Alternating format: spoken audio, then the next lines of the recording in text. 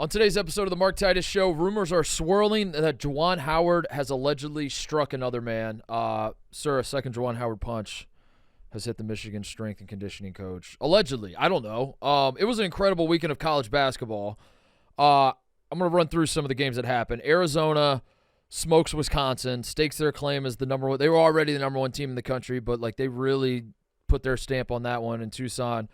Tennessee beats a good Illinois team. Colorado whooped Miami. This Colorado team's a lot of fun. Memphis gets a big road win at Texas A&M. Purdue comes back to beat Alabama and Toronto. They got Arizona and Indy on Saturday, by the way. Washington pulls off an upset at Gonzaga. St. Mary's gets a massive, massive win, much-needed win over Colorado State. BYU is no longer undefeated. Utah beats them in the Holy War. Great weekend of college basketball, and I got to be completely honest, all I care about are these Juwan Howard rumors. Reports are saying that he punched the strength coach. Others are saying there were no punches thrown, but there seems to have been an altercation, which is interesting because Michigan has him on a zero-tolerance policy, but what does that even mean? How long does that last? It's all very confusing. Also, there are probably some more important things going on in Michigan athletics right now. And if you're a Michigan hater, you're pointing out the cheating allegations that aren't really allegations anymore at all. They definitely fucking cheated. We all know it. We all saw it. But if you're not, you would say Michigan's probably preoccupied with trying to beat Alabama in the college football playoff. Whatever. It's wild in Ann Arbor, trying to figure out what the hell is going on up there. So I want to talk about that. Also, Arizona Wildbags himself, Tyler Cole, joins the show to talk about the first number one ranked Arizona basketball team in 10 years. So Wildbags is a guy who, when Tate and I used to do the Titus and Tate show, I think this was going all the way back to when we launched the show, we used to just get these insane memes. That's the only way I can really describe it. Just insane memes. That's what it was from an account called Arizona Wildbags. It was a guy who was making fun of Sean Miller while also defending Sean Miller. It was very, very confusing, but I laughed my ass off at stuff he would tweet at us. I kept in touch with I don't know, he just cracked me up through the years. And I finally met the man behind the account. His name's Tyler Cole. He does his own little podcast on the side that he's trying to get off the ground called Arizona Wild. I think it's the Arizona Wildbags podcast. Long story short, Wildbags has been in my life for a long time, and this Arizona team is a ton of fun. And I figured, what the hell? Let's get him on the show. Let's have him talk about what it is about this team that is so much fun, what we think makes this team different from the teams of the past 2 years. It's still early. There's still a lot of basketball left. Arizona has looked really, really good in December, a lot. And they have not made a Final Four in a very long time. So will it be more of the same, or is this team different? We shall see, but I wanted to get Wildbags on the show to just celebrate Arizona being ranked number one in the country, a very deserved number one ranking. But boy, do they have a gauntlet coming up, starting with Purdue on Saturday. They got Bama. They got FAU. Pac-12 play will not be easy, even though the Pac-12 always gets disrespected, but it feels like this year, there aren't a lot of great teams at the top. Colorado's really good. Like I just mentioned, Utah beating BYU and Washington beating Gonzaga. I still think UCLA, even though they lost to Villanova, I might talk about that a little bit. I still think UCLA has a ton of talent. The Pac-12 is interesting because I think all these teams are good enough to beat Arizona. They just might not be good enough to actually compete for a national championship or Final Four themselves. But it'll be an interesting Pac-12 season. Arizona is obviously at the top of that class, and I thought we'd have Wildbags on the show to have some fun chopping it up about Tommy Lloyd and the boys. So we did that today. A lot to cover, a lot of ground to cover. College basketball, folks, it might be getting cold in most parts of this country, but I got to say, I'm just going to say it. The action's heating up. It really is. The college basketball action, from my perspective, from where I'm sitting, the action is heating up. It was a crazy weekend. A lot to get to. I'll do my best to get to all of it. Let's do it. All right, I was preparing to talk about the games that actually happened, but I'm a stupid little gossipy bitch, and I get very caught up in as much as I hate the NBA culture, I got to admit I am a hypocrite with some of this stuff because I see this story about Juwan Howard, and I'm like, well, screw the games that happened this weekend. I want to know what the hell's going on in Ann Arbor. So I get it. I will admit that I can from time to time be sucked into an off-court story, and this one certainly counts. So if you are not paying any attention to what's going on with Michigan basketball, let me fill you in in a very as a very unbiased source. Just a neutral party here chiming in on the circus that is Michigan basketball. So Juwan Howard, he gets a heart surgery on September 15th. Nothing out of the ordinary there. Like nothing that's noteworthy only insofar as what I'm going to say next, which is that he's recovering from this heart surgery. And while he's doing that, Phil Martelli, kind of a college basketball legend, used to coach St. Joe's, obviously, has won a ton of basketball games in his life, has been on staff at Michigan for a few years now. He has been the acting head coach for Michigan. Makes total sense. If Juwan Howard can't coach, might as well turn to the guy that's won 1 billion basketball games in his life to be the coach. It's been a mixed bag of results, but Martelli, Michigan started out like 3-0, I want to say, and smacked St. John's in the Garden, and it looked like Michigan was going to have a decent year, like put something together. Ant Wright came on the show not too long ago, and I was joking with him about how I remembered a time during this offseason where it felt like Michigan was going to be the worst team in the Big Ten just because all the roster turnover they had. And like Caleb Love is committed there, and then he uncommits, and I guess decommits would be the word, right? I don't know. And it just felt like there's a lot of turmoil with like what their roster was going to look like. In the end, they salvaged a pretty decent roster. Doug McDaniel has been great at times for them, and I don't know, they're a competitive basketball team. They look pretty good. Phil Martelli has been a great coach through the years. So it's like, all right, so Michigan's going to be competitive this year. That's what we can expect from them. Ho-hum. And then Juwan Howard, when they're in the Bahamas, Juwan Howard, like this first week back, he is not actually the head coach. And that's bizarre, but like at the same time, whatever the arrangement is that works for them, it works for them. So who cares? But yeah, it's a little odd. It's like Juwan Howard has been cleared to sit on the bench, but Phil Martelli is going to continue to coach. And truth be told, if Juwan Howard did not have the past that he has, I don't know how much we would actually have cared about that. I think there's a world where like it definitely is unique. It's definitely something I can't remember ever seeing in college basketball before, where the head coach is at the game on the bench wearing the team polo, interacting with all the guys, but he's now an assistant coach. Yeah, that's definitely weird, but I do think that Juwan Howard's past of striking a man in the face, people forget that happened. I think his past played into like it being an odd situation where, and on top of that, like he has not been lights out as a head coach for Michigan. So like there's just this, it's just like a bizarre thing where like, I mean, it's not even controversial to say that Phil Martelli's a better basketball coach than Juwan Howard. So him coming back and being demoted, it looks like, but all the messaging out of Michigan is like, he's definitely not demoted. Whoa, he's not demoted. What happened was he was cleared to sit on the bench, but he's going to be the assistant because we don't want him to feel too much stress because he's still recovering from the heart thing, which would make sense except for in the Bahamas against Texas Tech, Juwan Howard gets tossed from the game because he's yelling at the refs. So I'm going to go ahead and take a wild swing that his blood pressure spiked when that happened. So I don't know I don't know how this is helping his heart. I don't know what's going on with like the power dynamics of play at Michigan. But whatever. It's their school, it's their program. They can do whatever the hell they want. All that's fine and well, but it is there had just been some head scratching moments, and you're just like, what is Martelli the coach? Is Juwan? If he's back, then why isn't he fully back? And if he's not back, then why is he back? What the hell is going on here? Fast forward to this weekend. Michigan's playing at Iowa.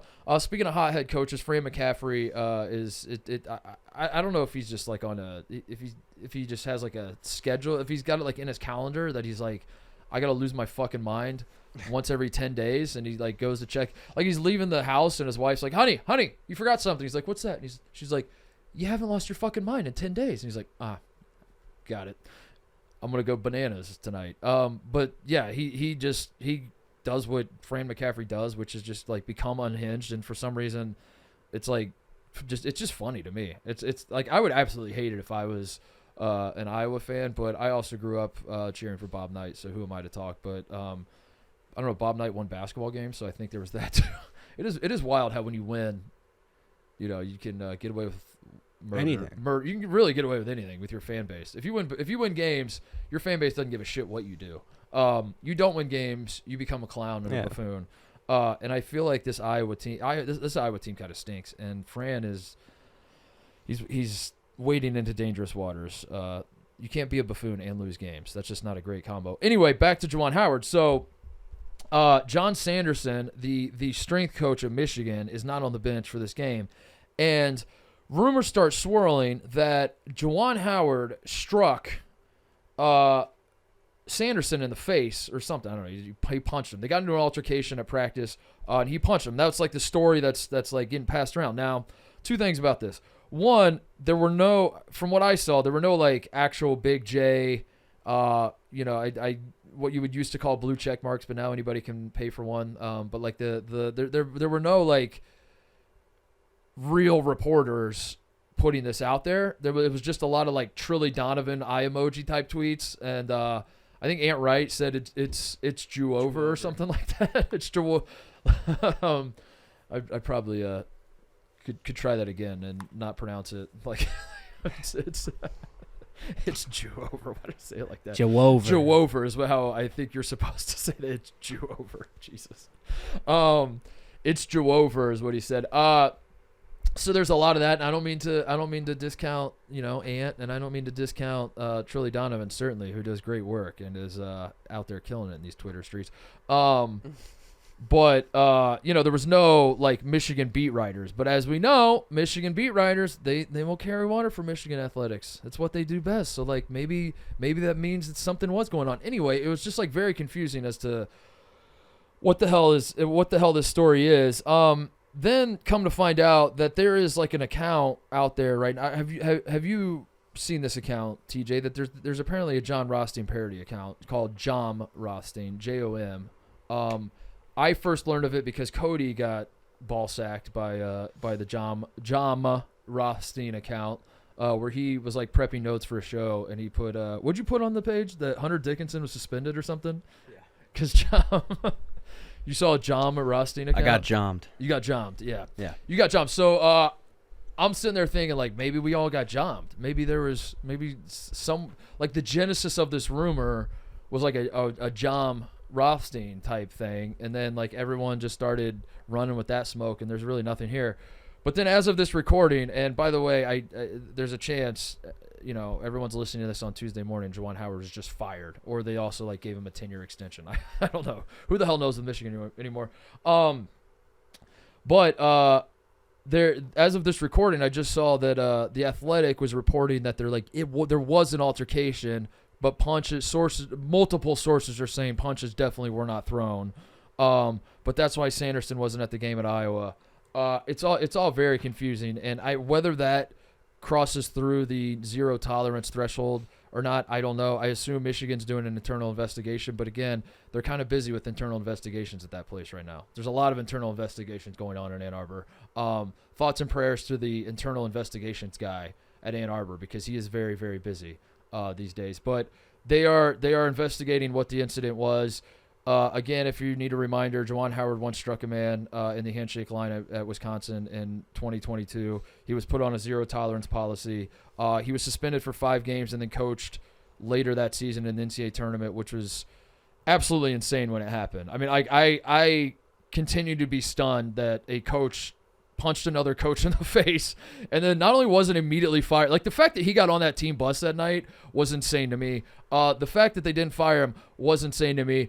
But the fact that he coached later that same year was just, I truly, that will always be like baffling to me that happened. But the reason they stuck by their man was because they said, again, as we mentioned earlier, he's a winner. If you're a winner, we'll put up with anything. You struck a man, be that as it may. You went to the Elite Eight the year before.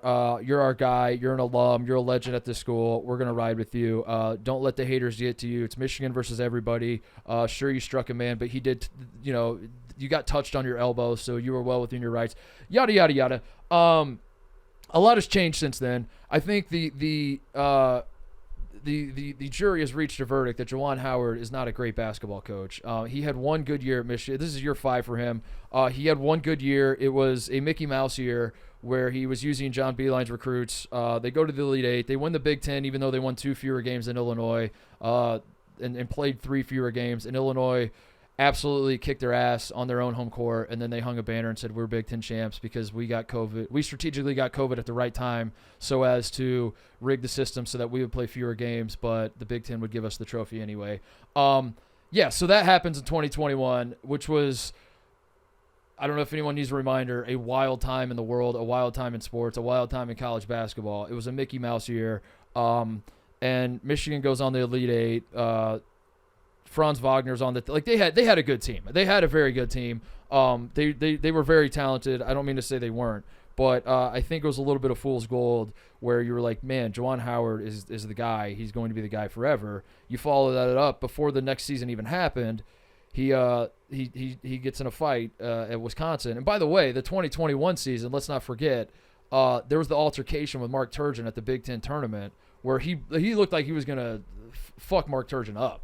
Like, legitimately had to be held back over. I have no idea what Mark Turgeon said, but like, just snapped in it was a timeout, and everyone's like chill, and then suddenly Juwan Howard's like, "I am going to kill you," which like Mark Turgeon was no saint himself, but at the same time, there is a repeated history of this with Juwan Howard, and all of that is to say, I can't get enough of whatever this story is. That if Juwan Howard really does go down and gets fired for punching his own strength coach, that's so funny.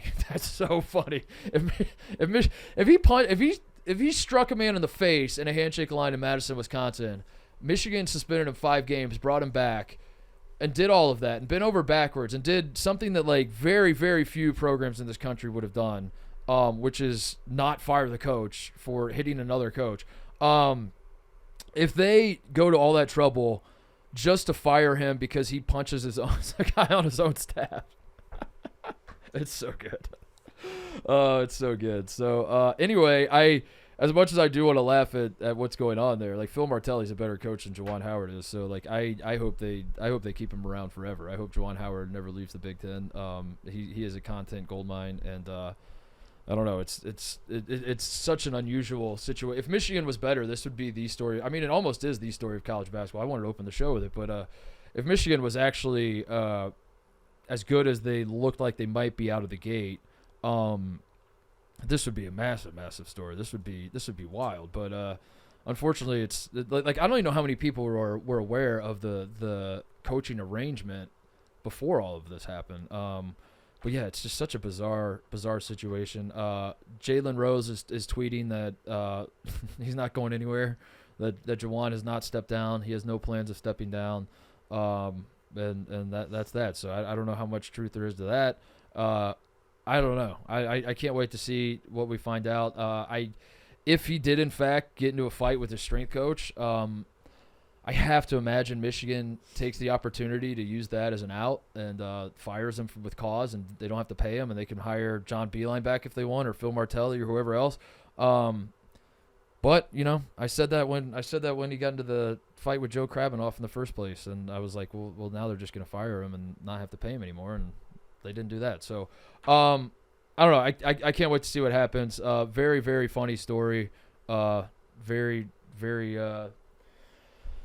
interesting story to say the least, and I don't know what's smoke, what's fire, but it definitely feels like something is going on in Ann Arbor, and we just got to wait for those internal investigations to get to the bottom of this, which could happen at any moment, folks. You just wait and see. They're on it. They're definitely on it there in Ann Arbor.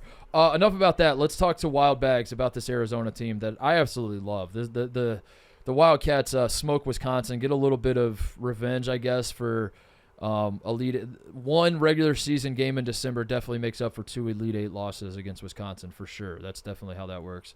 But no, it was a big win for Arizona.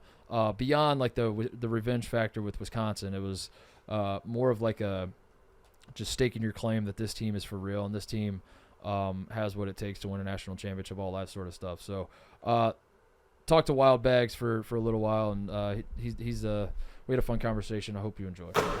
All right, Tyler Cole is here. Not the point guard of Marquette. Does that happen to you a lot, by the way? Tyler Cole? No, but when I first heard that name, that was instantly all I thought about. I didn't know his last name ended with a K. Oh yeah. And I'm like, is this dude named Tyler Cole? That is sick as hell. That's my guy right there. Yeah, I do not have the point guard of Marquette joining me. I have Arizona Wildbags, a guy who I have loved forever. You've been tweeting memes at me for years and years, and you crack me up, and you're a fun follow on Twitter. But you're also obviously a diehard Arizona basketball fan. And I wanted you to come on the show, Tyler, today because Arizona is a wagon. I mean, there's no way around it that the Wisconsin guy. I don't think I expected Wisconsin to win. Like, Wisconsin has had Arizona's number in the past in the NCAA tournament, all that sort of thing. Those are completely different teams, different coaches. None of that actually matters for the game that happened on Saturday. But I kind of expected a more competitive game than what we saw in Tucson.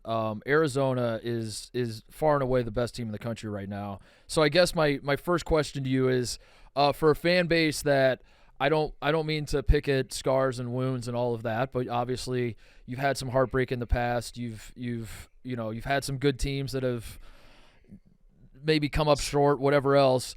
But this team is obviously the best team in the country right now, number one in the country. So where is the mindset of Arizona fans? How are you feeling right now on December 11th? We are ecstatic. Okay. We're psyched. All right. First of all, we got the revenge on Wisconsin that was overdue. 13, 14, 14, 15, those 2 years in the tournament, those were death. Those were death for Arizona fans. Watching Sam Decker kill us and Frank Kaminsky kill us absolutely sucked. So this one felt a little sweeter to Arizona fans. Let me put it that way. This was a long time coming, even though Greg Gard in his press conference was like, those kids were 9 years old when that happened. They were at recess drinking milk. Like, it doesn't matter to them. And I'm like, oh, it mattered to Arizona fans. Yeah. Even the players after were saying, like, we're part of the Arizona family. Like, we needed to get that one for them. So being ranked number one, I felt it was a little early for Arizona, to be honest. I was surprised they moved up as much as they did after beating Duke, to be honest. I mean, don't get me wrong. Like, Duke was the second-ranked team in the country. Then, Arizona moves up to, 3? I felt that was a little too much. But it's early in the season, Like, there's a lot of basketball to be played. We'll find out exactly how good Arizona's going to be. I mean, they've got another 3 games to truly test them.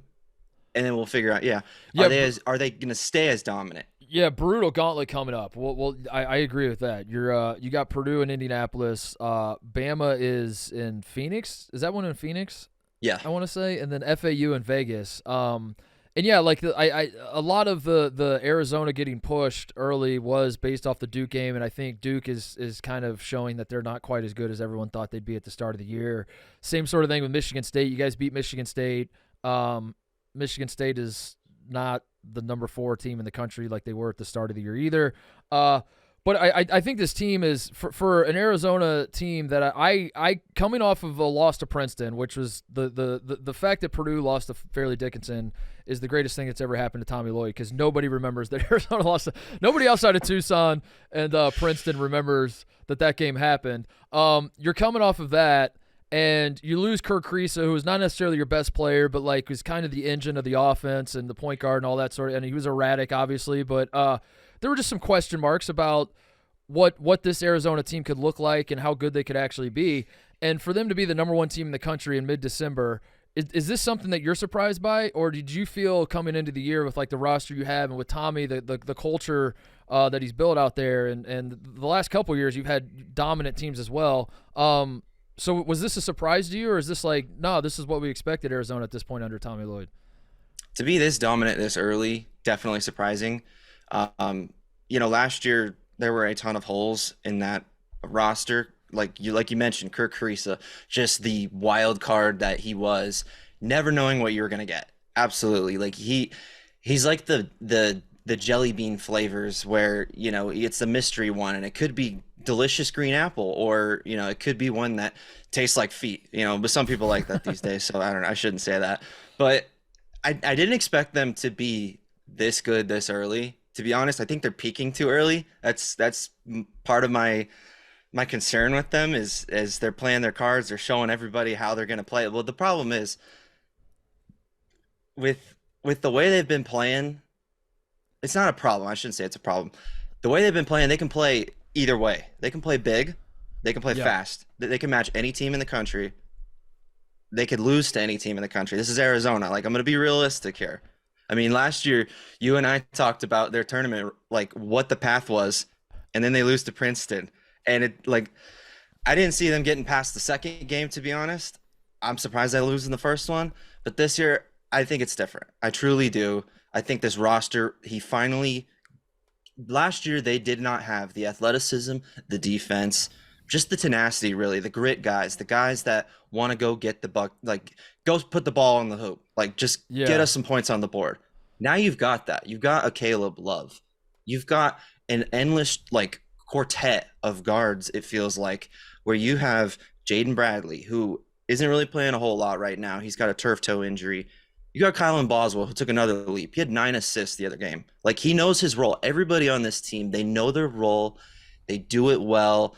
And it almost feels like Tommy Lloyd doesn't really even have to coach him that much. Like, if you look to him, like, you remember the days of Miller where they pan to him on the camera and he is on one knee, his hands are clenched together, and he is screaming He's always at coughing. his guys. He was always coughing mixed too. in. Yeah, it's a cough mix. Like, and then you pan to Tommy Lloyd during the game, and what is he doing? He is sitting as quiet as can be on the bench, just drinking it all in. Like, he doesn't have to do a whole lot. It's crazy how well he set this team up for success thus far. Yeah, I think I mentioned Kirk Kriisa leaving but the real big loss in the offseason was obviously Tubelis, who was the best player on the team and was good enough to like win National Player of the Year if Zach Edey didn't exist last year. He was so freaking good. Like there were stretches where it did feel like Tubelis might be the best player in the country, and then like I never actually thought he was going to contend for it, but like he was just that caliber of player, and you lose him heading into this year, and I think there were questions about that as well, but what I've seen so far, Keishad Johnson feels like not a better player than Tubelis, but a better fit on this team with a guy like Ballo. Like, it almost felt like Tubelis was really, really good. So I don't mean to say that he was the problem with Arizona, but I just feel like Keishad Johnson's more of a Swiss Army knife than Tubelis was. And having him at the 4 has just like unlocked all sorts of things for Arizona, where it just feels like a more natural fit with all the positions. Like I told you I was going to ask you this. We might as well get to it now. Like, who do you think the best player on this team is? Because I look at the 5 starters, and you just go down the list. You're like, it's definitely Boswell, dude. Like, Kylan Boswell has been incredible. Point guard for Arizona might be point guard and to have a guy like him that is running the offense and is just like a steady influence and a Tommy Lloyd offense, like he is definitely the best player. Okay, so let's go to the next guy, Caleb. No, never mind. It's Caleb Love, because he's the scorer on the team. He's the heart and soul. Like he brings defense, he brings energy. But then again, Pelle Larsson, man, that guy's that's the NBA prospect on the team. That's the guy. And you just go down the list. Keishad Johnson like brings. Like I just said, the Swiss Army knife, where like he can guard any position. It's an embarrassment of riches in the starting lineup. So who do you, in your estimation, who would you say is the best / most important player on this team? If you can just pick one. Dude, your exact like explanation right there has been my thought process for like as I've thought about it. I really can't. It's like choosing between your favorite kids. Like I can't do it. Like going into this season, based on what I saw when they played overseas, I thought Keishad Johnson would be a sleeper for Pac-12 Player of the Year and could just be Arizona's savior. But as the season goes on, like you mentioned, it might be Caleb Love. Like it just, I hate to say so, because you know what you're gonna get, and that's gonna be you don't know what you're gonna get at a Caleb Love. But so far, it's been a pretty good ride. So Tommy Lloyd might have unlocked him. And I know every, single hater out there is drinking up that haterade and going to say, he's the same player he was at UNC. Well, yeah, I mean, I realize he takes some ludicrous shots every now and then. He's got a lot of times where he's feeling himself just a little too much. He was 10 of 30 shooting against Duke and Michigan State. But then you have moments where right before a half, he hits it at the buzzer. And I've learned he hits the big ones, like in 2022. He killed Duke twice. Yep. We know this. But the difference with Caleb Love, to me, it feels like he's not being asked to do necessarily as much as he was in Carolina. Like, there's not a heavy load on his shoulder to carry that team. Yeah. With Arizona, they're not going to get a Player of the Year, and an AP Player of the Year, Wooden Award winner, whatever. You're going to get 5 guys averaging double figures. Somebody's going to score close to 20. No one's going to be the dominant player every single game. If you notice, like almost every game, it's somebody slightly different. Like Umar Ballo will kill it one game. And so I still think going through every single player, just the highs that Caleb Love can reach, I don't think a bunch of the guys on the team truly can reach. Yeah. And I think that's a testament to Tommy right there. Like he is coaching him up. Like when he first got to Arizona, they were trying to use passing more as like something he needed to get better at. Same with defending. Like he's actually been Caleb Love, surprisingly, according to Synergy, has been an elite defender this year. Oh, he's been awesome. He's been awesome. He's been incredible. Yeah. He's like, most importantly, he's like the 9th in points per possession as the primary defender nationally. Wow. That's insane. Yeah, I think that's the big reason I trust this Arizona team in March. I mean, to be honest, I trusted the other 2 Tommy Lloyd Arizona teams in March, and you know his first one losing in the Sweet 16, which feels like a disappointment, but like you know Sweet 16 is not it's not like an embarrassment. It was just like, damn, I thought this might be the best team in the country, and they just kind of got manhandled by Houston. Last year's definitely a disappointment, but I trust this year's team to fix the wrongs of the past 2 years because their defense is so much better, I think. I mean, like you had like guys like a Christian Coloco could erase stuff at the rim, and like you had like individual Dalen Terry was a great defender on previous teams, but the team defense that this team plays with Keishad Johnson, like I've mentioned, he can guard like every single position, and Boswell, Caleb Love, and Keishad Johnson, that 3 on the perimeter just swallowing up everybody. When it's been incredible, and Caleb Love is he kind of looks like the same player, but he also doesn't. I think the big thing for me is that he's got a point guard, and I think at Carolina, RJ Davis and Caleb Love were kind of just redundant guys. Like they were kind of doing the same thing, and Carolina and Arizona. And there are a lot of other programs that are this way, but like Carolina and Arizona's offense especially are situations where you need like a defined point guard. I think you need the guy who's like, that's the point guard, that's the scorer, these are the role, the point guard's going to push it, set these other dudes up. And RJ Davis and Caleb Love were just trying to like figure out who was who at any given possession. They never really did. I think having a guy like Boswell alongside Caleb Love, because Caleb Love's still like he's still running he's still like running offense at times, and he's still setting up other guys, and he's still got that instinct in him, but he goes in every game knowing I'm the scorer and Boswell is the quote unquote point guard. Which why I think, by the way, I think Carolina's in a better situation. I think having Cadeau and RJ Davis like with more defined roles has been a big difference. So yeah, you think that Caleb Love so far, I mean obviously you guys are 8-0 and number 1 in the country, but to go from a guy like Kirk Kriisa, and I know it wasn't a 1-to-1 replacement, but to have a Kirk Kriisa as sort of the face of the franchise, so to speak, on the perimeter at least, to now a Caleb Love. You have 2 guys who are very erratic, very emotional basketball players, can look like the best player in the country on one possession and then throw it into the 12th row on the next. That, I assume, is a trade that so far you have been very happy with? Beyond. Yeah. Beyond. Like, Kirk Kriisa last year, he just never put it together the way you wanted him to put it together. Like, you'd see fragments where, like, oh, he's great for this team. You know, he passes up court, plays insane defense, gets the guys riled up with his just raw emotion. But Caleb Love does the same thing. Like, we saw the play against Wisconsin. He had that ginormous dunk on the other end, and it was like play after play, and then you see a play where he's running pick and roll with Umar Ballo, and he gets his set position, and normally you feel like he would just throw up a floater, like he would just throw something up there, but he throws an alley-oop to Umar Ballo. Like, Umar Ballo had like 4 or 5 alley-oops in this game. It was crazy. That's what happens when you don't have a 7-footer for Wisconsin. But anyways, with Caleb Love, Kirk Kriisa, losing Kirk Kriisa was addition by subtraction. I'm just going to say what it was. For Tommy's offense, you had to clean up that side of the ball. You know, Caleb Love can drive to the rim.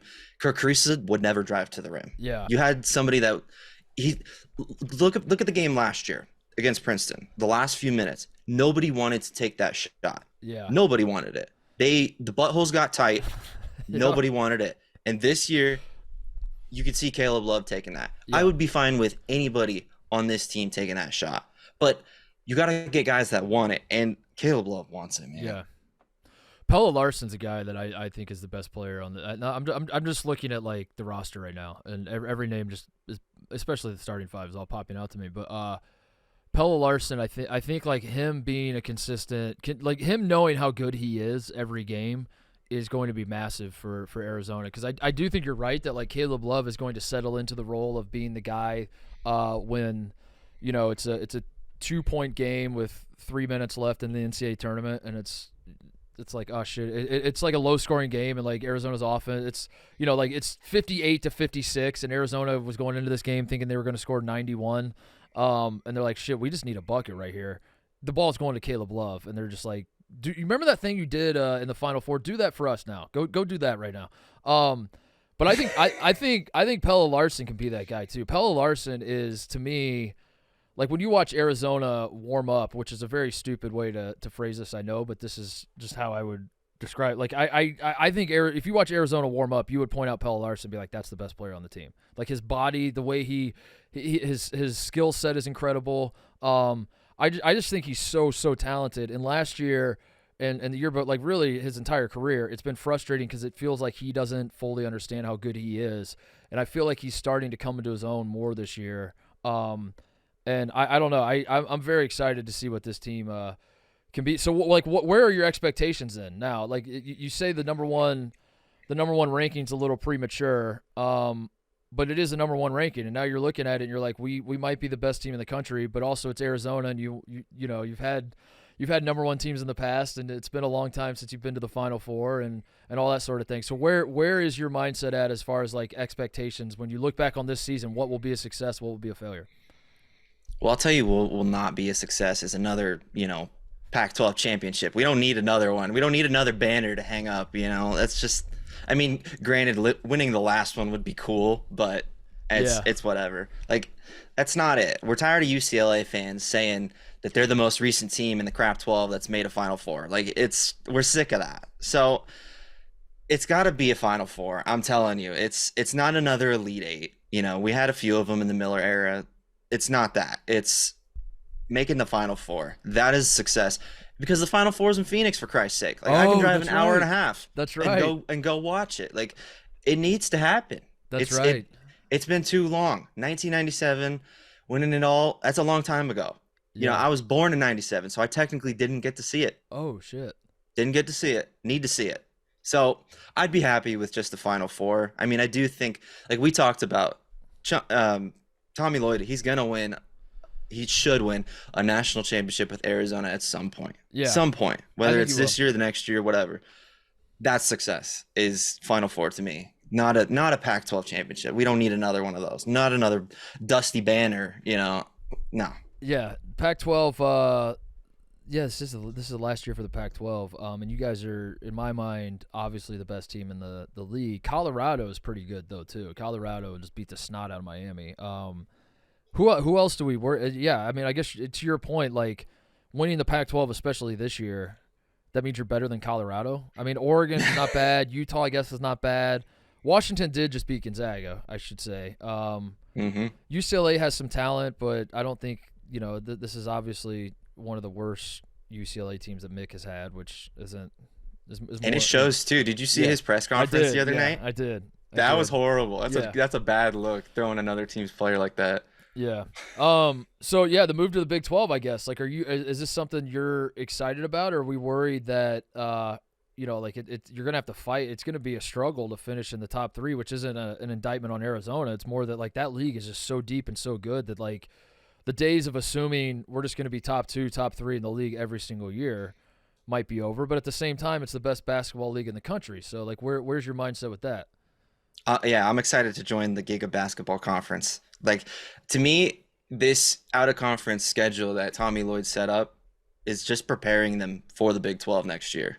That's what this is doing. It's facing a gauntlet of teams, and I'm ready to join that because it's gonna be Kansas, Arizona, Baylor, Houston. Like, to me, that's the four, especially this year. It is that is going to get this team so much more tournament ready than they have been in the past, because you run through the Pac-12, that's not saying much. The Pac-12 hasn't been a great basketball conference Yeah. for a couple years now. Yeah, they had that, was it 3 years ago where they had what, three in the Elite Eight in the tournament? Yeah. Like that was one of the best showings in a while. But that's a while. But that was a Mickey So Mouse tournament. And that was the Mickey Mouse tournament. You're right. Forget about that. Yeah. Because like look at the ranked teams right now in the Big 12. You have Kansas, Houston, Baylor, Texas, that's coached by Gus Fring, BYU, Oklahoma. Like it's nasty good. And I'm gonna say something a little insane here. So you asked me to come on, so I'm gonna give you an outlandish take. And you ready for it? Go ahead. Okay. This just might be the caffeine talking, but I'm gonna say if Arizona and let's throw in Colorado, if they were in the Big 12 tournament this year, that Big 12 tournament could provide as much or more entertainment than the NCAA tournament did last year. All right. I see where you're coming from, but no one's going to agree with that. But No one's going to agree with that. I know that. But I'm saying from an entertaining aspect, I know. The problem is you get the 16 over a 1. You get the 15 Right. over a 2 seed in the tournament. You're not going to get that in the But I Big know what 12 you're saying, tournament. that like the final But you know four, what I mean from the the- final four ended up being Yes. kind of which is crazy because we had a game that was won literally at the buzzer in the final four. But yeah, everybody looks back on that final four and was like snooze fest. Yeah, Exactly. That's Yeah. the thing. It was exciting to watch, but you think back on it and you're like, oh yeah, there's Yeah. a 4 seed that won it, a 5 seed, an 8 seed. Like Yeah. you think about it, and you're like, eh. But it was so good. But I'm just saying, the Big 12 tournament, that is going to be so exciting. Yeah. I am ready for that. Yeah, I'm ready for the move. If you haven't noticed, I'm ready for the move. Yeah, I think it'll be great. It will be great for Arizona. By the way, I'm looking at the schedule. The one you might have to worry about. Since you threw out an insane take, I'm going to do the same. Do it. You got Purdue, Alabama, Florida Atlantic coming up. Then Friday, December 29th, you're at Cal, who won 3 games last year and is not a very good basketball team. They've won 3 games so far this year.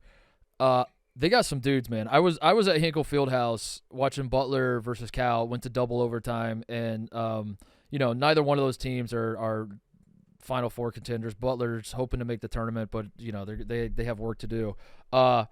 But Cal has some players. Cal has some dude, like they have no bench whatsoever. But they got dudes that'll just like they got dudes that'll gun, and that just feels like a class. That to me is going to be a test. Like if Arizona beats Purdue, Alabama, Florida Atlantic, weirdly enough, I will believe more in Arizona if you win all 3 of those, and then turn around and you open up the Pac-12 play on the road at Cal, in an arena that'll have like 30 people in it.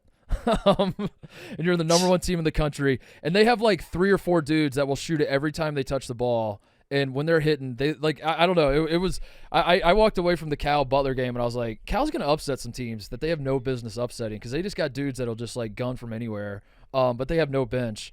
So I just want to put that out there, Wildbags. That circle that Cal game because that's how it goes. You go on the road and conference play, crazy shit happens. Your first game on the road, especially. It's a trap game. You've spoken into existence. No, I know. it's true. I know. Because you bring up a good point. Because was it last year after they won the Maui Invitational, they immediately flopped their next game. That's the problem with this with Arizona in general. Like they will get a big head on their shoulders, and they'll be like, "We're the best team in the country," and then they will play, like you said, a cupcake and just drop they did the ball. that. They did do that last year. They played like at Utah, right? First game Yes. after Maui, and it looked horrible. and they looked terrible. Yeah.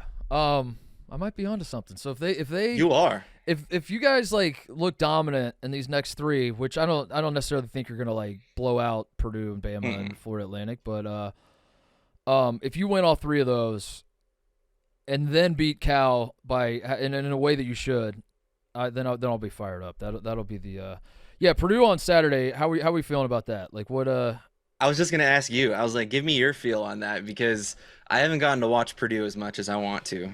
Yeah, I think these are the 2 best teams in the country, Purdue and Arizona. I think Ballo is a perfect matchup for Arizona's side of things against Edey. I probably think Arizona is the better team, but Purdue will have the home court advantage and all of that, and is a little more used to a game like this. Purdue is a little more used to like not that Arizona's not, but like you just have like a new group of guys that are still like feeling each other out. And like we said earlier, like you beat Duke on the road and beat Michigan State and beat Wisconsin. But when you really look at it, you're like, are any of those teams actually like national title type good? Whereas Purdue is going into Maui and looking as good as they did and all that. So I would pick Purdue to win probably, but I think this is a great matchup. I think Arizona matches up really well with Purdue.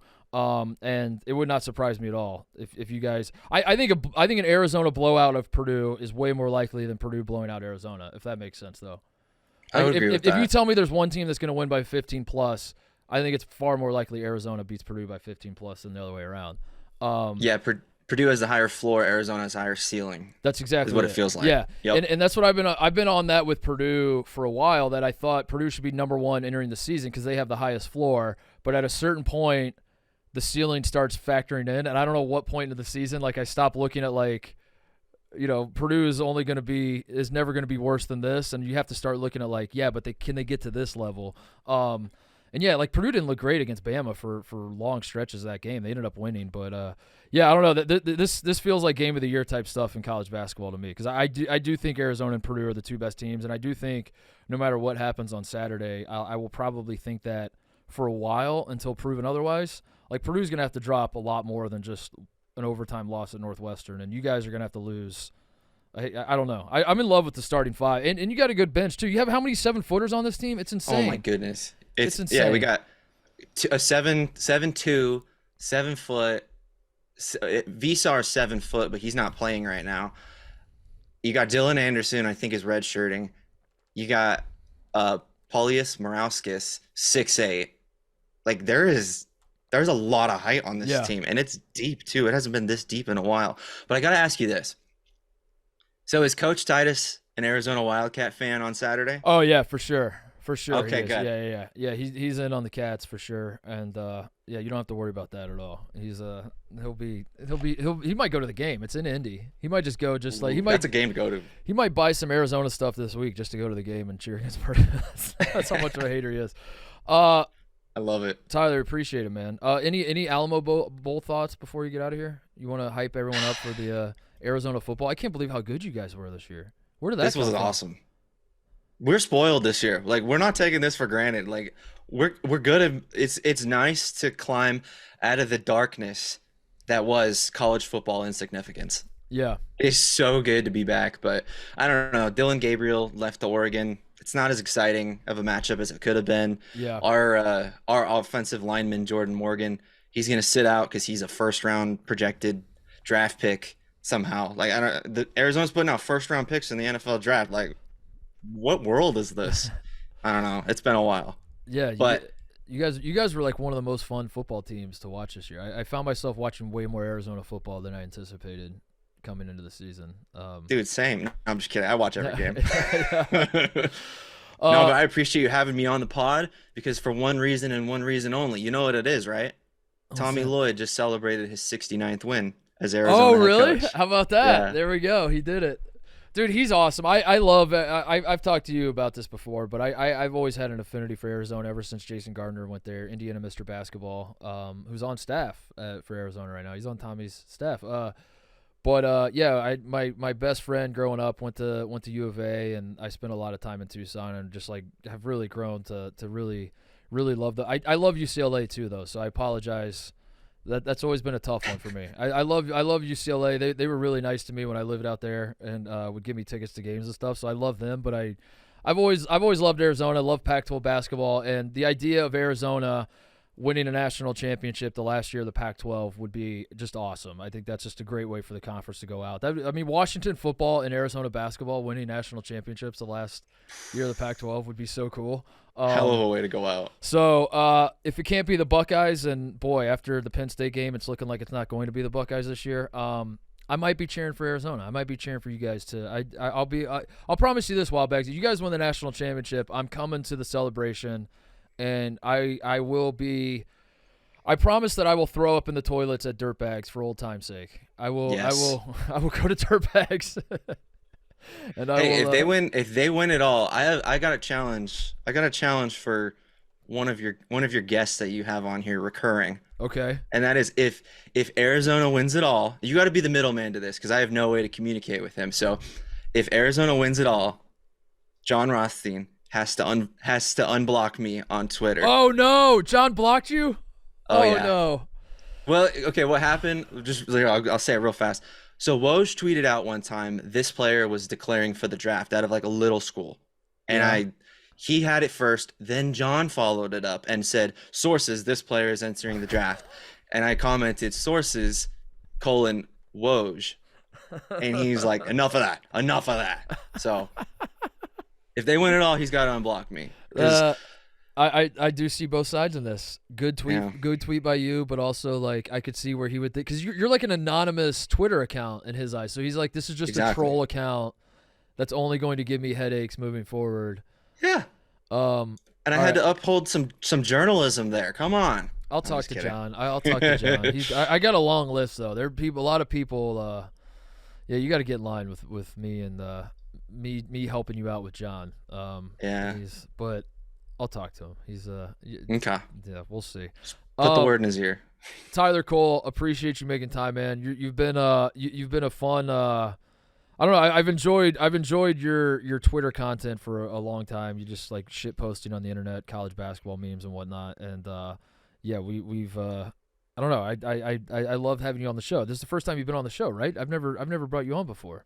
Yeah, I had you on mine. That's now right. we did it. So now we got the home and home done. We had it last year, this year. So happy for you and all the Arizona fans after the Sean Miller era, which was like good. It was just good enough to frustrate the hell out of you that it wasn't better. And here's to hoping that Tommy can get you guys over the hump, because it's been fun so far. But we need that March run. So here's hoping it happens this year.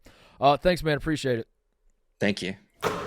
All right. Thank you to Wildbags. I don't know. I love that guy. I love he entered my purview when I said this one at the top of the show, but I would make fun of Sean Miller basically every single show I would do. And when the FBI was going after Sean Miller, and ESPN reported that they had DeAndre Ayton, they had Sean Miller on a wiretap offering DeAndre Ayton like $100,000, I want to say.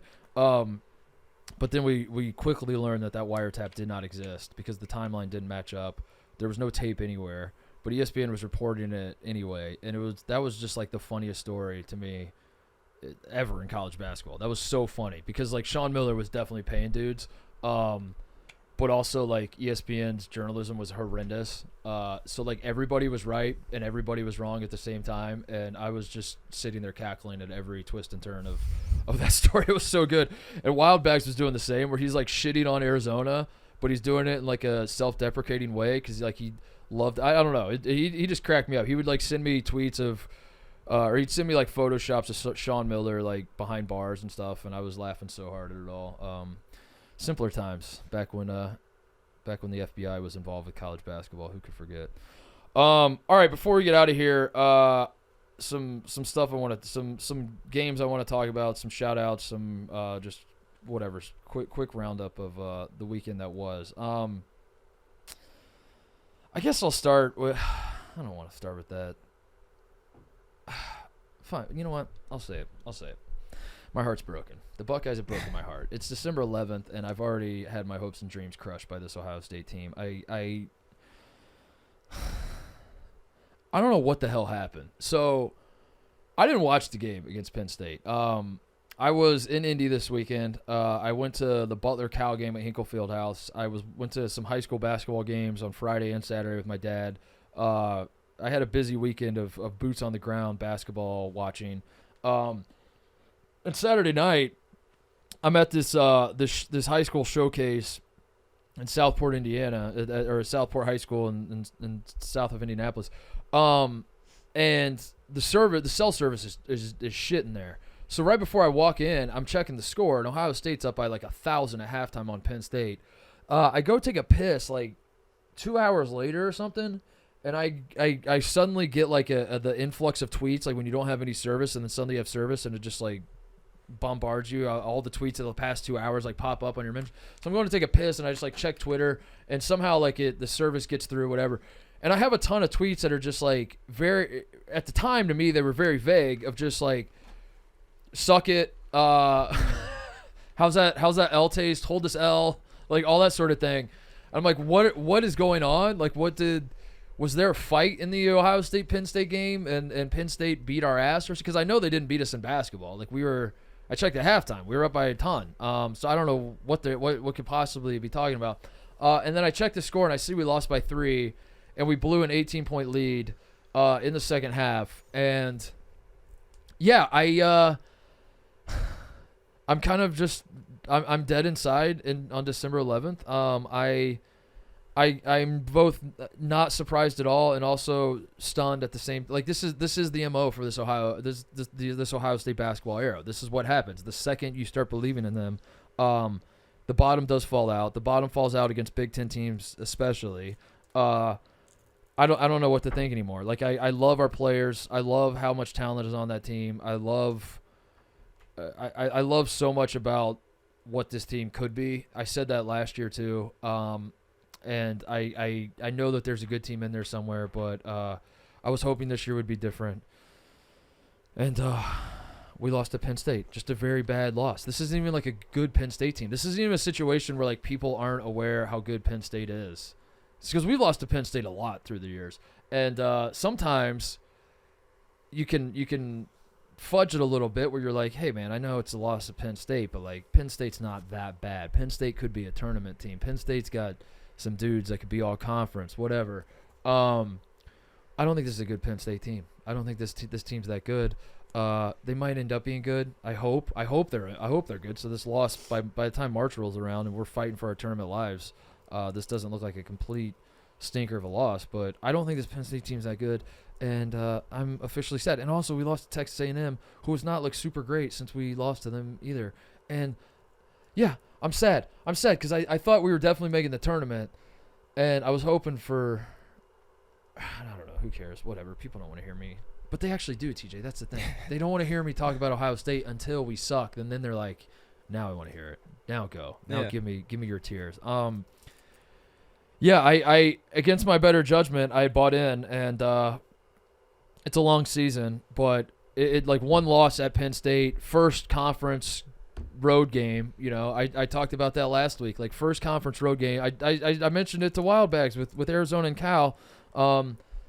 It's a real thing. It can get you. It can sneak up on you. But when you're up by 18 already, like that's not sneaking up on you. That's just choking. And yeah, I don't want to overreact to one game, but it's also like this is the pattern, and this has been the pattern year after year after year after year after year, to where yeah, I'm a broken man because I see what's coming.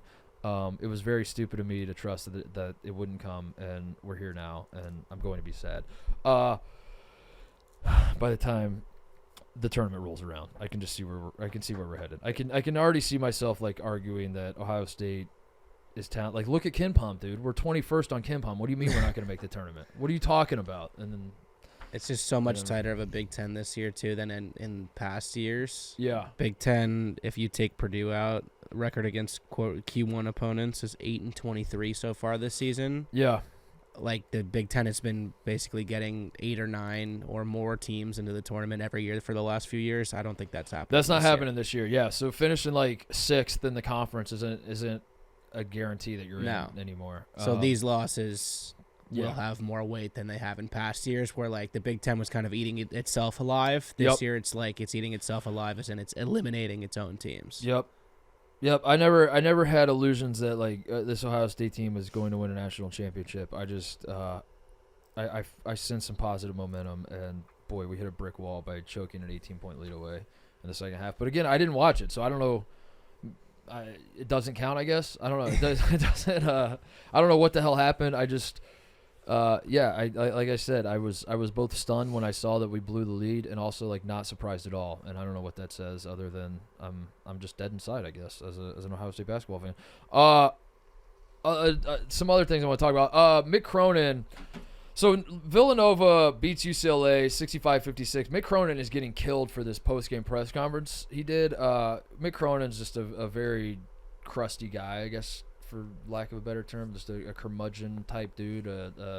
He's got some people would say the little man's disease. He's not afraid to mix it up. I'll never forget the Cincinnati Xavier game when he like got into a fight with JP Macura of Xavier, and Macura's like just hitting shots, talking shit to Mick Cronin. That was awesome. By the way, shout out Xavier. Beat Cincinnati again for like the 5th time in a row, I think. Xavier owns that rivalry. Great rivalry, by the way. Great college basketball rivalry, but we gotta get those two teams better, and we gotta have Cincinnati win a couple to get the rivalry back because Xavier kind of owns it. But yeah, Mick Cronin is a guy like Frank McCaffrey, like Juwan Howard, who has lost the benefit of the doubt with people when he says asshole-ish things and acts out. People do not give him the benefit of the doubt. And after Villanova, he's talking about rebounding and how he wants more from his team. And his quote was, Eric Dixon obviously plays for Villanova. It's not like he's a great athlete. He got 10 rebounds. The other kid, Burton, played 4 years at Richmond. CBS, I think it was CBS, took that clip, put it out, and people were just killing Cronin for like shitting all over Villanova players because he said Eric Dixon's not a great athlete, and Burton played at Richmond for 4 years, and he's kind of shitting on Richmond and mid-majors and all that sort of thing. Yeah, I think Cronin delivering this more eloquently would have been preferred for sure, but I didn't actually. I think I'm gonna have to defend him because like I didn't actually think there was that. I think he was complimenting those two guys in his own twisted way, and the like Mick Cronin's delivery is just so crotchety. Is that a word? Is crotchety a word? That's a word. Crotchety old man. Crotchety old man. Yeah. He's just like I think the sentiment was actually he's complimenting those guys. And he's just got a terrible delivery and he's lost the benefit of the doubt with everyone. But yeah, I saw people killing him, and I get that. I mean, I think if you want to dunk on Mick Cronin, eat your heart out. I don't care enough to like really fully pick up arms for him. But I didn't necessarily have a problem with that because I when I first saw the clip, I saw it as him saying that Eric Dixon's not a great athlete, and yet he still finds ways to out-tough our guys and grab rebounds. And Burton played at Richmond, and you know, like he should not be. I mean, I have a roster full of 5-star type recruit guys that have aspirations of playing in the NBA, and they're getting out hustled by a dude that could only get mid-major offers and a dude that's not a great athlete. Which again, maybe you don't take shots at those guys or whatever, but like I actually saw that as a compliment to the Villanova guys. It just came across as pretty weird, but I can't figure this Villanova team out to save my life. I cannot. It's basically like they play teams from Philadelphia, they stink, otherwise they're good. Just the most confounding NCAA tournament resume gets more confusing. Villanova handles UCLA rather easily, and Mick Cronin loses it a little bit in the press conference. Another thing, Michigan State loses at Nebraska. They are now 4-5 on the year. They're off to the worst start. What was the note you pulled here, Cody? I saw it that I want to read it. This was a good note. Michigan State is 4-5. That start is tied for the worst by a preseason AP top 5 team over the last 40 years. 4-5 start. Now, again, I don't think this Nebraska team's all that bad. I think this is first. I'll keep saying it. First road game in conference. Not every team loses. You know, there are exceptions that you can point to and be like, well, that team didn't lose. So what do you mean it's hard to go on the road in conference? Yeah, some teams can. I don't know. A lot goes into it. But anytime a team goes on the road, their first game on the road in conference, and they do not look great, I never want to overreact to that. But Michigan State is 4-5, and none of their wins are all that great. They beat Butler by 20 at home. That's their best win by far. The other 3 wins are non-existent. They were just scrimmaging basically. It was teams that don't even have a pulse. Now the 5 losses they have are to teams that Nebraska is not bad. JMU is going to end up being. I mean, JMU is still undefeated, and they're going to make the tournament probably. Arizona is obviously the best team in the country. Duke's a good team. These losses aren't bad losses per se, but 4-5 is absolutely dreadful. Xavier Booker is not getting off the bench. I am absolutely smashing the panic button on Michigan State. I have no idea what like they're not a tournament team right now. I mean, obviously they have a losing record, but it's not like they're 4-5 and one of those 4 wins was knocking off Marquette or something, or it's not. They have like their best win is Butler, who I like. You know, by the way, we can talk about Butler in a second. But Butler is not like Butler is Butler has to have a lot of things go their way to even be in the mix of an NCAA tournament bid, I think. And that's Michigan State's one good win right now. So I do think there is a path forward for Michigan State to still salvage the season and get like a 5 seed in the tournament or something, or a 6 seed or a 7. I mean, hell, they were a 7 seed last year. I still think I haven't given up on that dream yet. But for a team that was preseason top 4, and Dan Big Cat Katz sat in that chair right there and said that they're winning the national championship. I am absolutely smashing the panic button and then some on Michigan State, because they are that dream is deader than dead. They have a lot of shit to figure out, and Tom Izzo looks completely lost. It got to the point where he was threatening to play his own son. I don't know if you saw that the press game or the post game press conference where he was like, I am going to play Steven, I think. That might be what I have to do. I might have to play Steven. That's how you know it's gone truly downhill. Steven's like, huh? What'd you say? Wait, what? Don't do that, Dad. Dad, please don't. Please don't do that. What else? North Dakota State beat Oak Hills Christian 108-14. Just an absolute ass kicking from North Dakota State. Good to see that from them. I had them plus. I was about to do. I can't do the math. 94. I saw the tweet when this happened. 93 and a half. No, plus 93 and a half. Bad beat. Yeah, bad beat if you had them minus 93 and a half. What the hell was that game? Why did that game take place? Cody put a picture of the team. I saw that going around. This picture of the Oak Hills Christian College team that all look. All these dudes look like they're 40. Like, all these dudes look like they're my age. But maybe I just have a fuzzy picture. I don't know. They all look like they got beer bellies. Yeah, they look like dudes that have never played basketball in their lives. They look like a bunch of dads that like just meet at the Y and want to get some cardio in, and it's not even about the basketball for them. They just need to get out of the house. And why the hell did they play this game? Why did this game take place? So confusing. Who do you got? Oak Hills Christian College versus Mississippi University for women. Handicap that one for me. Let's bring back the Barstool Sports Invitational. I know Dave said he wants to kill it after this year, but let's bring it back next year and have those two teams play each other. And I'll call the game. It'd be awesome. These kids all look like they're like both in high school and like way too old to be in college at the same time. Yeah, it's. I don't know how they pulled that off, but yeah, they look very young. I think it's their faces look young and their bodies look old. They got bodies of dudes in their mid-40s, and they got faces of high schoolers. They kind of look like a bunch of friends that don't play basketball that entered like an AAU tournament together as like a prank. Right. What else? Butler. I mentioned Butler earlier. I went to Hinkle Fieldhouse. Quick thoughts on this Butler Cal game, which was had way more exciting than it had any business being. Butler wins in 2 overtimes. I do like this Butler team. I think they're a lot of fun. I think they have way more weapons than they did last year. It's going to get interesting when Big East play rolls around, but they are a fun team that can score the basketball. The Cal part of this, though, to me was the story, because Cal, and I mentioned this to Wildbags, Cal was absolute dog shit last year, like historically bad. Cal was so bad. 3-26, I want to say, was their final record. Let me pull that up, because they were. I want to get it right to drive home just how bad this team was a year ago. They were, 3-29. I'm sorry, they were 3-29 last year. They started the season 0-12, then they won 3 out of 4 somehow, and then they ended the season losing 16 straight. That was Cal's basketball season last year. They fired Mark Fox. They hired Mark Madsen. And I'm watching this Cal team. They got some dudes. They got guys that could, like, Amac is not a bad basketball player at all. And I think Cal is on the right path. I don't expect them to obviously make the tournament this year. They've not started out great this year. They're 3-6, already this year.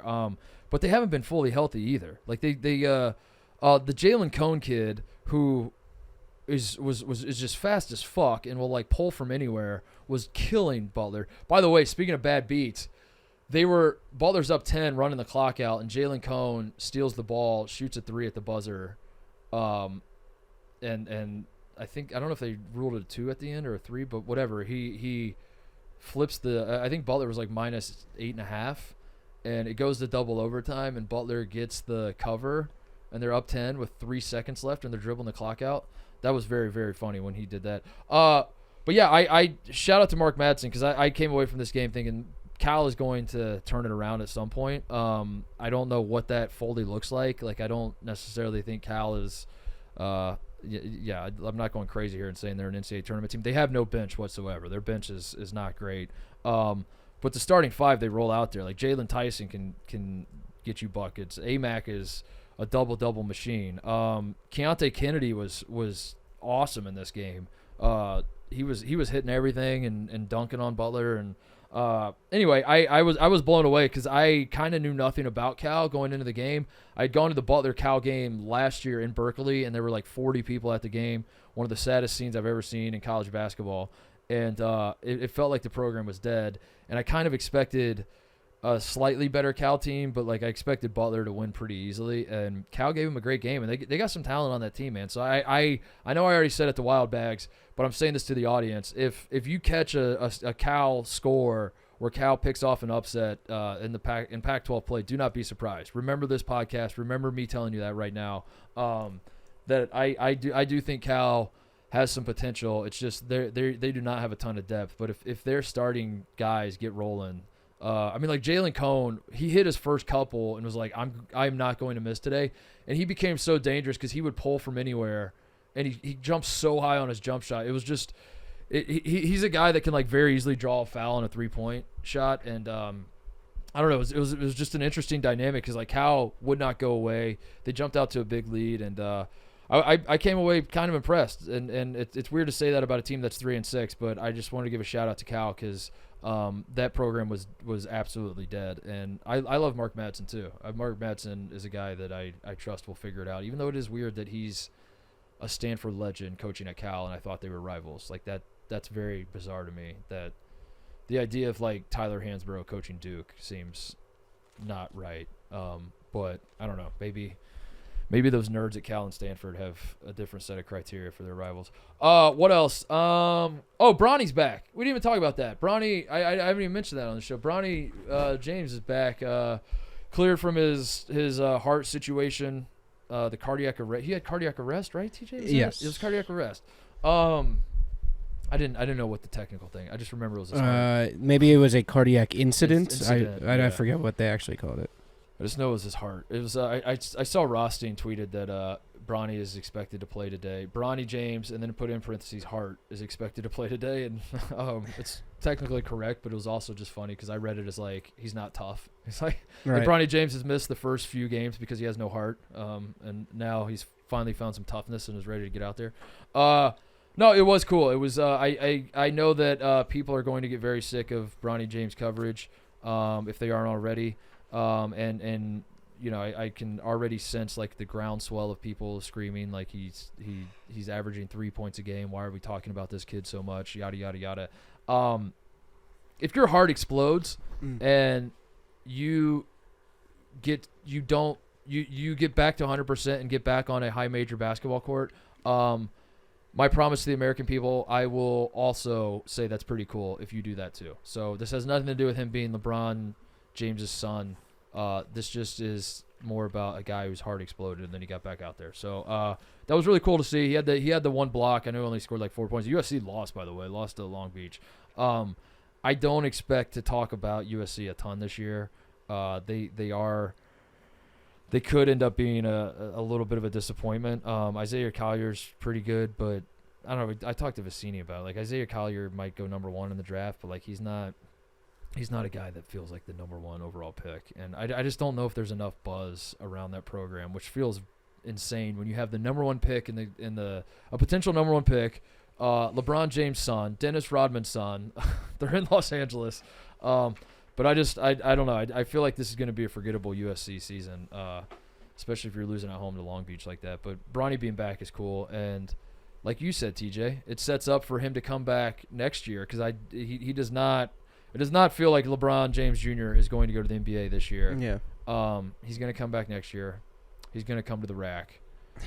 And you're going to have LeBron sitting courtside with Ron Harper in the building. What a scene that's going to be. I'm just glad LeBron isn't making this about himself. He's letting his son have, his moments. Because he doesn't want to be known as, LeBron James Jr. That's right. Let him have the spotlight for once. The LeBron didn't sit courtside. He sat up with all the other parents. Right. So that way all eyes wouldn't be on him during. No, that's not. Wait. No, that's not right. He did sit courtside. That's not right. I'm sorry. I messed that up. I had him confused with someone else. Speaking of LeBron, the Indiana Pacers got screwed in the in-season tournament. I'm not sure how yet. I'm still crunching the tape, trying to figure out how they got cheated. But brutal loss for my beloved Pacers. I had dreamed of one day seeing them win the in-season tournament. They were so close. But no, it's cool that the rest of the country has caught up to how fun this Pacers team is. And I don't know what the expectation is as far as a playoff run or how many games they're going to win or anything else like that. But they are fun, and that's really all I ask for out of NBA teams. It is an entertainment product, and as long as I'm entertained, I really don't care if they win, lose, or otherwise. In the long run, I mean, because I know going into every NBA season, the Pacers aren't going to win the championship. So like, I would much rather have a ton of fun watching them and have them get swept in the first round of the playoffs than like have the season be a slog where they go to the Eastern Conference Finals and then lose. Because who cares? Either way, they're not winning the championship. So unless they're going to win the championship, I don't really give a damn how many games they win or lose or how. Whether their defense is good enough for them to actually compete for a title, which I don't think it is, but they are so freaking fun, and Halliburton's so freaking fun, and I love watching them play basketball. So, that's enough for me right now. And hell of a run in the in-season tournament. We'll be back. The Pacers will be back. I promise you that. The Pacers, a lot of naysayers, a lot of haters out there saying the Pacers are done, and you'll never have to hear from them again. I promise you this. The Pacers will win an in-season tournament in my lifetime. That will happen. The Indiana Pacers will raise the in-season tournament trophy, and you can take that to the bank. I promise you that the Indiana Pacers will, in fact, win the NBA Cup. Are they calling it the NBA Cup officially? I think they're just calling it the IST. The IST NBA Cup. But did you see the setup they had? They had like a celebration room where they put like Ultras in it. They had like one bottle of champagne to share, I think. I think LeBron brought it. So funny. Apparently, Cody just sent us a tweet that they're raising a banner in the Crypto.com arena. Did you get jommed? No, it's real, but you got jommed? That's so soft. Chris Chris Haynes Haynes. it. Did you get jommed, Cody? No, it's real. It's real. Yeah, it's Chris Haynes. Breaking. They're going to hang so a banner soft. that says in-season tournament. The Lakers stories tell myself and the Stein line. Yeah, that's stupid. That's so stupid. I hope it's really small. If I wouldn't mind the Pacers hanging the banner because they've never won. They don't have banner. But the Lakers hanging a banner is a terrible look. It's like when NYCFC won the MLS Cup. There's a Yankee Stadium. It's not a banner. It's like it's maybe the size of like a piece of paper. It's like a placard that's like on one of the front because there's 27 World Series championships at Yankee Stadium, and then there's like one little tiny sign that says like 2020 MLS Cup champions. So funny. Hey, speaking of MLS Cup, Dubs, the boys getting it done. The black and gold. Shout out to the crew, beating LAFC for the MLS Cup. I won't lie, I'm not as big of a crew fan as I used to be. I think when they won it a couple years ago.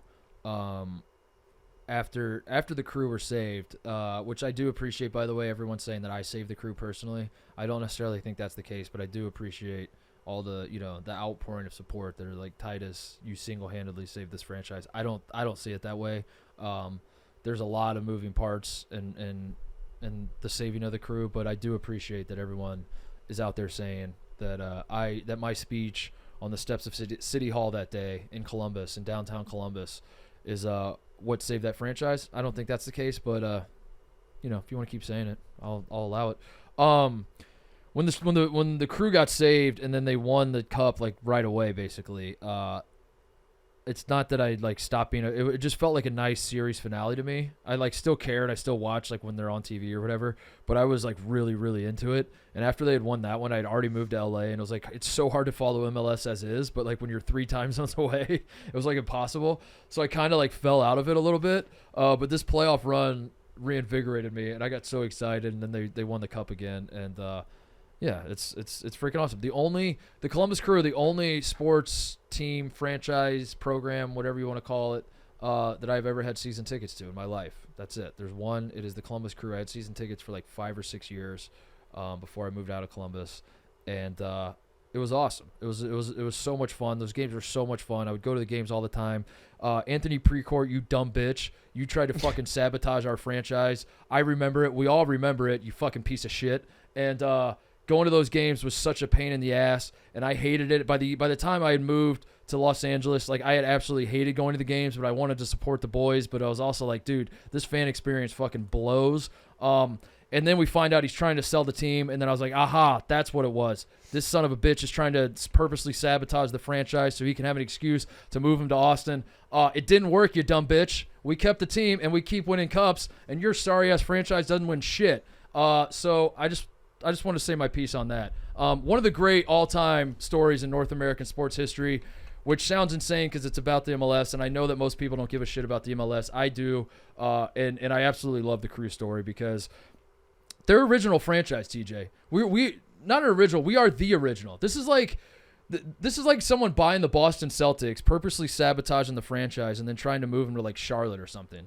It like made no sense at the time. Everyone in Columbus was losing their minds about it, and yeah, we won another cup. So suck my dick, Anthony Precourt. Sorry, Mom. I'm sorry, Dad. Sorry, Grandma. Sorry, all my family members that watch this that had to hear me use that language. But Anthony Precourt is a real son of a bitch, and I get fired up when I think about him.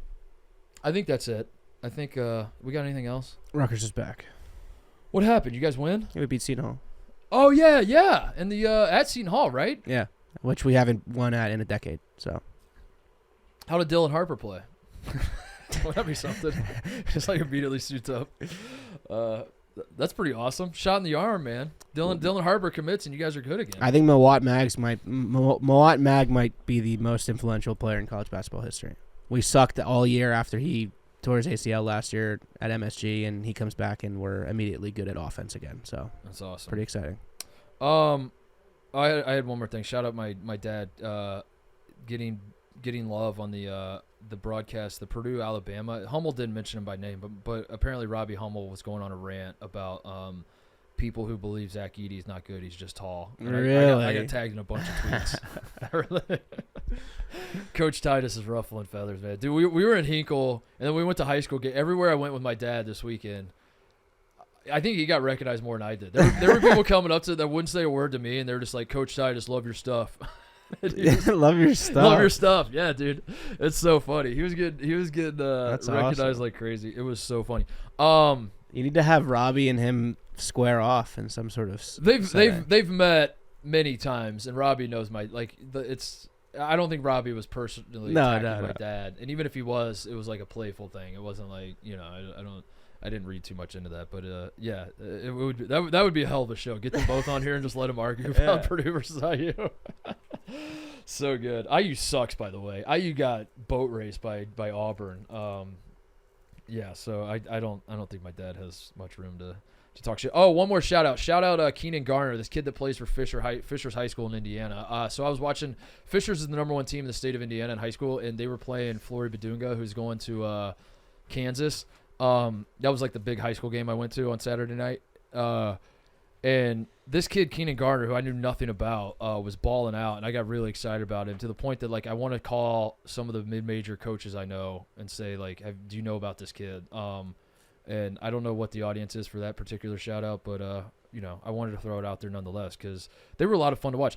Flory, this kid that I'm very excited about, TJ, that I'm trying to get Brandon to go watch at Kokomo, did not have a great game. He was 1 for 3 from the field, had 4 points, and he's a 5-star going to Kansas. And they lost by like 22. So I don't know what the hell was going on with him, but not a great showing. I'll give him one more chance. I think I'm going to try to go to a home game, but he did not play well. But this kid, Keenan Garner, for Fishers was balling out, and I enjoyed watching him. So shout out to him. I think that's it. Thank you for everyone listening, watching. Thank you to Wildbags for making time out of his day. He's got a real job and all that shit going on, and he woke up early, man, to come on the show and do an interview with us and talk about the Cats.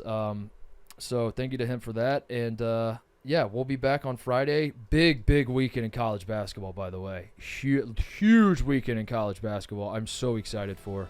So maybe we'll preview some of those games or something. But Saturday is an all-time day, and I'm so excited for that. We'll see you Friday.